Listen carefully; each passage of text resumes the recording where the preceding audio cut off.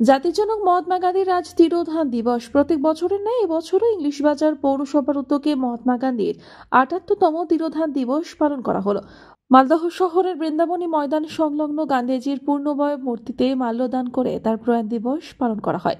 উপস্থিত ছিলেন ইংলিশ বাজার পৌরসভার চেয়ারম্যান কৃষ্ণেন্দু নারায়ণ চৌধুরী সহ অন্যান্য কাউন্সিলর ও পুর আধিকারিকরা।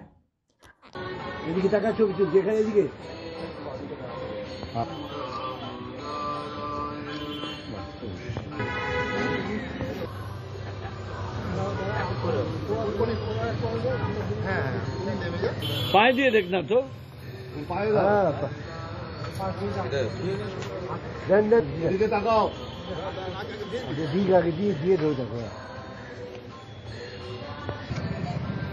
আসতে আরো করেন না কিন্তু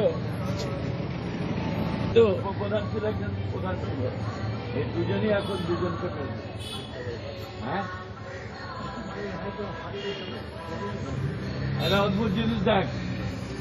মহাত্মা গান্ধীর আজকে তিরোধান দিবস ৭৮তম।